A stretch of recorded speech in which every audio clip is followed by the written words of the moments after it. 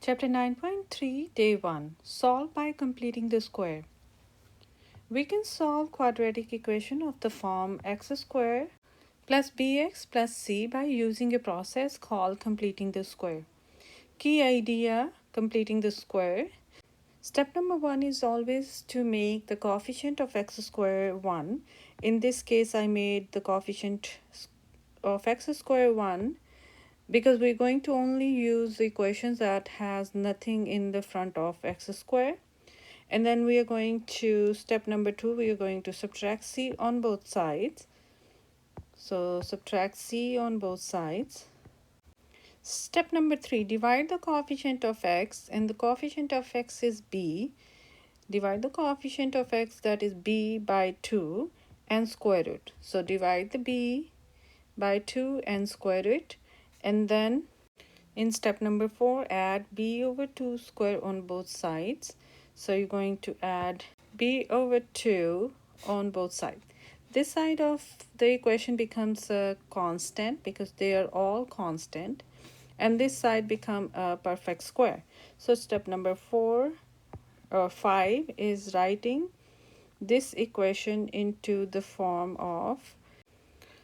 Step number 5 is write the equation in perfect square form and solve. So x plus b over 2, that's the perfect square. This whole thing is a constant. We name it as f. And then we are going to solve this by taking square root on both sides. Now we are going to solve example number 1, completing the square using the steps.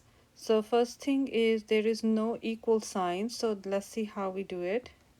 In this case, we didn't have to make the coefficient of x squared 1 is already 1. There is no equal sign. So all we have to do is for the step number 1 is to take a coefficient of x and divide it by 2. So you got here is coefficient of x is 6, so 6 by 2, and then square this. And then next step, you're going to add on both sides since this is going to be just one side. So you just add it on one side.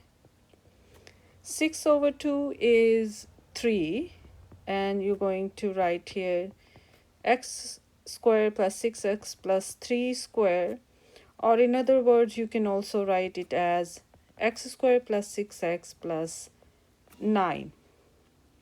Now you're going to write it in a perfect square form. So you write the x here, 3 here. You're going to follow the sign of the middle term. So the middle term is positive, so you're going to write here positive.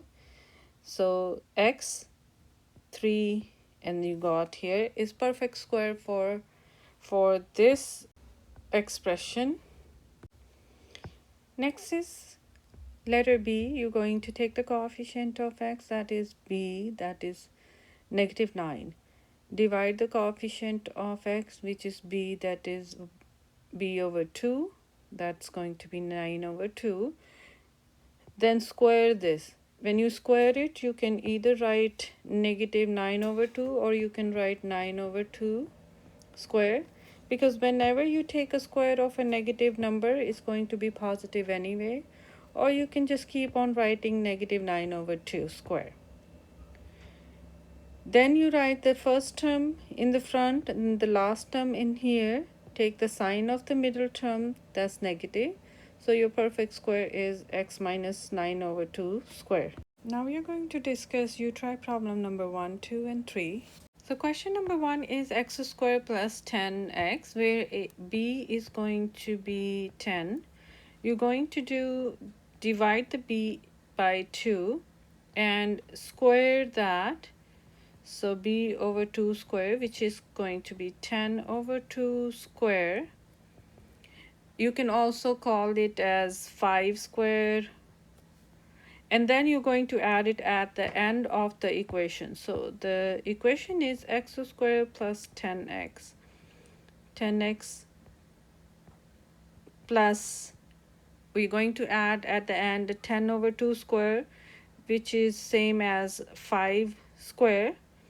Now you're going to write it in a perfect square form. So the perfect square form means that you're going to make this 2 circle.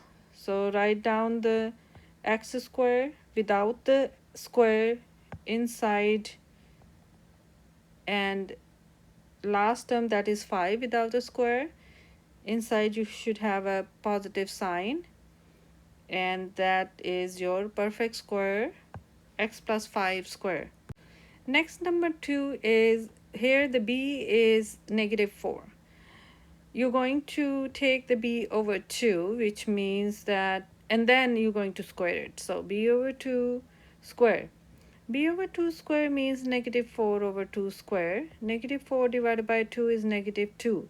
And -2 square means the same as 2 square. You're going to add this 2 square at the end of this equation, or sorry, expression. So x square minus 4x plus 2 square.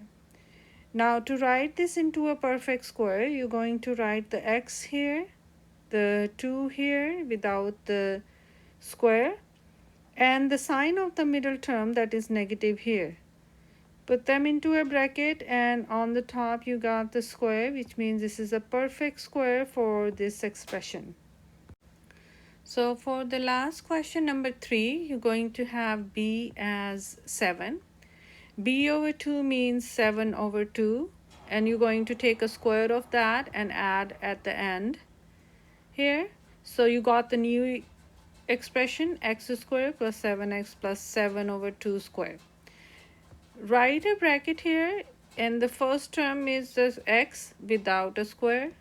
Last term is 7 over 2 without a square. Sign of the middle term, that is positive. Write the 2 on the top, means it's x plus 7 over 2 square. So that's completing the square of the expression x squared plus 7x.